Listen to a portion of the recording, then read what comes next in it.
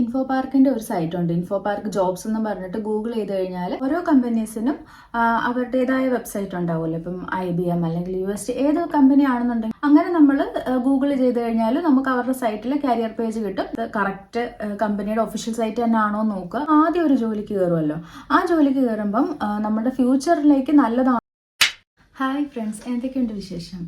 കഴിഞ്ഞ ദിവസം എനിക്കൊരു കമൻറ്റ് വന്നിട്ടുണ്ടായിരുന്നു, ഇൻഫോ പാർക്കിലെയൊക്കെ വേക്കൻസീസ് എങ്ങനെയാണ് അറിയുന്നതെന്ന്. അപ്പോൾ ഇന്നത്തെ വീഡിയോ അതിനെ പറ്റിയിട്ടാണ് കേട്ടോ. ഇൻഫോ പാർക്കിലുള്ള കമ്പനീസിലെ വേക്കൻസീസ് അറിയാൻ വേണ്ടിയിട്ട് ഇൻഫോ പാർക്കിൻ്റെ ഒരു സൈറ്റ് ഉണ്ട്, ഇൻഫോ പാർക്ക് ജോബ്സ് എന്ന് പറഞ്ഞിട്ട് ഗൂഗിൾ ചെയ്ത് കഴിഞ്ഞാൽ അതിൻ്റെ സൈറ്റ് കിട്ടും. അതിൻ്റെ ലിങ്ക് ഞാൻ ഡിസ്ക്രിപ്ഷൻ ബോക്സിൽ കൊടുത്തേക്കാം. അപ്പോൾ അതിൽ നമുക്ക് നോക്കിക്കഴിഞ്ഞാൽ നമുക്ക് വേക്കൻസീസ് എല്ലാം അറിയാൻ പറ്റും. ഇപ്പം ജാവയുടെ വേക്കൻസി ആണെങ്കിൽ അതിലൊരു സെർച്ച് ബാർ ഉണ്ട്. അപ്പം നമ്മൾ അവിടെ ജാവ എന്ന് അടിച്ചു കൊടുത്തു കഴിഞ്ഞാൽ ജാവയുടെ എവിടേക്കാണ്, ഏതൊക്കെ കമ്പനീസിലാണ് ഇത് വേക്കൻസീസ് ഉള്ളത്.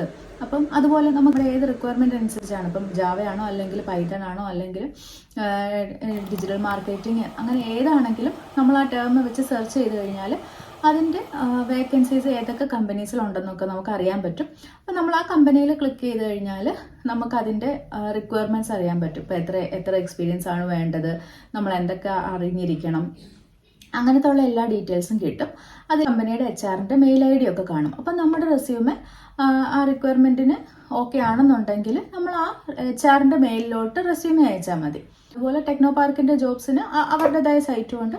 അപ്പം നമ്മൾ ആ ഒരു സൈറ്റിൽ കയറിയിട്ട് നമ്മൾ നോക്കിയാൽ മതി. ഓരോ കമ്പനീസിനും അവരുടേതായ വെബ്സൈറ്റ് ഉണ്ടാവുമല്ലോ. ഇപ്പം IBM അല്ലെങ്കിൽ UST ഏത് കമ്പനി ആണെന്നുണ്ടെങ്കിലും അവരുടെ വെബ്സൈറ്റ് ഉണ്ടാവും. അപ്പോൾ ആ വെബ്സൈറ്റിൽ കയറിയിട്ട് അതിൽ കരിയേഴ്സ് എന്ന് പറഞ്ഞിട്ടുള്ളൊരു ലിങ്ക് ഉണ്ടാവും. അല്ലെങ്കിൽ നമ്മൾ UST കരിയേഴ്സ്, IBM കരിയേഴ്സ്, അങ്ങനെ നമുക്കിടെ ഏത് കമ്പനിയാണ് നമ്മൾക്ക് ഇൻട്രസ്റ്റ് ഉള്ളതെന്ന് വെച്ചാൽ അങ്ങനെ നമ്മൾ ഗൂഗിൾ ചെയ്ത് കഴിഞ്ഞാൽ നമുക്ക് അവരുടെ സൈറ്റിൽ കരിയർ പേജ് കിട്ടും. അതിലിപ്പോൾ നമുക്ക് ഏതൊക്കെ വേക്കൻസീസ് ആണുള്ളതെന്ന് പറഞ്ഞിട്ട് അതിൽ തന്നെ നമ്മുടെ റെസ്യൂമെ അപ്ലോഡ് ചെയ്യാനൊക്കെ പറ്റും.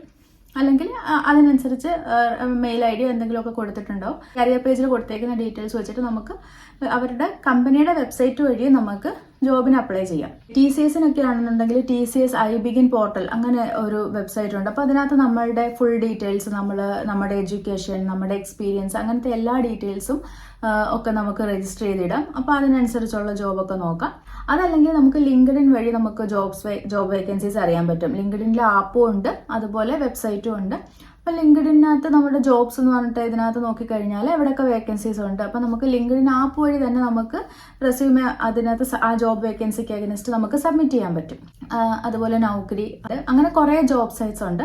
പിന്നെ കമ്പനിയുടെ സൈറ്റ് വഴി അപ്ലൈ ചെയ്യാന്ന് പറഞ്ഞല്ലോ. അപ്പം നമ്മൾ URL ഒക്കെ നോക്കുക, അതിനകത്ത് കറക്റ്റ് കമ്പനിയുടെ ഒഫീഷ്യൽ സൈറ്റ് തന്നെ ആണോ എന്ന് നോക്കുക. ഫേക്ക് ഇതിലൊന്നും പോയിട്ട് അപ്ലൈ ചെയ്യാതിരിക്കുക. അപ്പം പലർക്കും പൈസയൊക്കെ പോയിട്ട് അങ്ങനെ പല രീതിയിലുള്ള സ്കാം ഒക്കെ ഉണ്ടല്ലോ. അപ്പം അങ്ങനെയൊന്നും പോയി പെടാതിരിക്കുക. അതുപോലെ തന്നെ നമ്മൾ ലിങ്ക്ഡിനിലൊക്കെ ആണെന്നുണ്ടെങ്കിൽ, ലിങ്ക്ഡിൻ എന്ന് പറയുന്നത് നമ്മുടെ ജോബിന് വേണ്ടി മാത്രമല്ല, നമുക്കല്ലാതെ കുറേ ഇൻഫർമേഷൻസ് അതിനകത്ത് കിട്ടും. നമ്മുടെ ടെക്നിക്കലി പുതിയ ലേറ്റസ്റ്റ് അപ്ഡേറ്റ്സ്, ഇപ്പം എന്താ പറയുക, OpenAI അതിൻ്റെ റിലേറ്റഡ് ആൾക്കാരെ എല്ലാവരെയും നമ്മൾ ഫോളോ ചെയ്ത് കഴിഞ്ഞാൽ അതിലെന്തൊക്കെ അപ്ഡേറ്റ്സ് ഉണ്ടെന്നൊക്കെ നമുക്ക് കുറേ ഇൻഫർമേഷൻസ് ഒക്കെ കിട്ടും. അതുപോലെ HR ഒക്കെ ഉണ്ടല്ലോ ഓരോ കമ്പനീസിൽ, അതുപോലത്തെ ഉള്ളവരെ കുറേ പേരെ ഫോളോ ചെയ്ത് കഴിഞ്ഞാൽ അവരിടുന്ന വേക്കൻസീസ് അല്ലെങ്കിൽ അങ്ങനത്തെ അപ്ഡേറ്റ്സ് എല്ലാം നമുക്ക് കിട്ടും.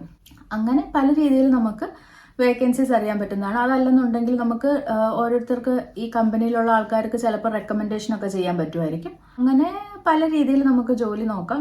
ഞാൻ നേരത്തെ വീഡിയോയിൽ പറഞ്ഞിട്ടുണ്ടായിരുന്നു, MTech കഴിഞ്ഞിട്ട് ഞാൻ കുറച്ചുനാൾ പഠിപ്പിച്ചു. അത് കഴിഞ്ഞിട്ട് ഞാൻ IT-ലോട്ട് സ്വിച്ച് ചെയ്യാൻ വേണ്ടിയിട്ട് ഞാൻ ആദ്യമേ ഒരു കോഴ്സ് ചെയ്തിട്ടുണ്ടായിരുന്നു. ജാവയുടെ തന്നെ 3-4 മാസത്തെ കോഴ്സ് ചെയ്തിട്ടുണ്ടായിരുന്നു. അപ്പം അവിടുന്ന് ആ ഇൻസ്റ്റിറ്റ്യൂട്ടിൽ നിന്ന് തന്നെ ആയിരുന്നു പ്ലേസ്മെൻറ്റ്. അവർ നമുക്ക് ഇതുപോലെ ഇൻ്റർവ്യൂസ് ഒക്കെ അറേഞ്ച് ചെയ്ത് തന്നു. അപ്പോൾ ഫസ്റ്റ് ഒരു കമ്പനിയിൽ നമ്മൾ ഇൻ്റർവ്യൂവിന് പോയി, അവിടെ തന്നെ ഞാൻ പ്ലേസ്ഡ് ആയത്. പിന്നെ നമ്മൾ ശ്രദ്ധിക്കേണ്ടത് എന്താണെന്ന് വെച്ച് കഴിഞ്ഞാൽ നമ്മൾ ആദ്യം ഒരു ജോലിക്ക് കയറുമല്ലോ. ആ ജോലിക്ക് കയറുമ്പം നമ്മുടെ ഫ്യൂച്ചറിലേക്ക് നല്ലതാണോ എന്ന് ആലോചിച്ചിട്ട് കയറുന്നതായിരിക്കും നല്ലത്. ഇപ്പം ഞാൻ പറഞ്ഞല്ലേ, ഇപ്പം നമ്മളൊരു ജാവയുടെ ഒരു ജോലിക്ക് കയറി. അപ്പോൾ ആ 2 വർഷത്തെ എക്സ്പീരിയൻസ് കൊണ്ടാണ് എനിക്ക് അടുത്തൊരു ജോലിക്ക്, അപ്പം അടുത്ത കമ്പനിയിലോട്ട് മാറാൻ പറ്റിയത്. അവിടെ ഒരു 3 വർഷം ഞാൻ വർക്ക് എക്സ്പീരിയൻസ് ചെയ്തു. അപ്പോൾ ഒരു ടോട്ടൽ 5 ഇയേഴ്സ് എക്സ്പീരിയൻസ് വെച്ചിട്ടാണ് ഞാൻ നെക്സ്റ്റ് കമ്പനിയിലോട്ട് സ്വിച്ച് ചെയ്തത്. അപ്പം നമുക്ക് ഇത്രയും ഒരു വർക്ക് എക്സ്പീരിയൻസ് വെച്ചിട്ട് നമുക്ക് അതിനനുസരിച്ച് ഹൈക്ക് കിട്ടിയിട്ട് നമ്മുടെ ഫ്യൂച്ചറിലെ കരിയറിലേക്ക് നല്ല രീതിയിലാണോ എന്ന് നോക്കിയിട്ട് അപ്പോൾ നമ്മൾ ഫസ്റ്റ് ജോലിക്ക് കയറുക. അപ്പം ഇതൊക്കെയാണ് മെയിനായിട്ട് ജോലി ചെയ്യുമ്പം ശ്രദ്ധിക്കേണ്ട കാര്യങ്ങൾ.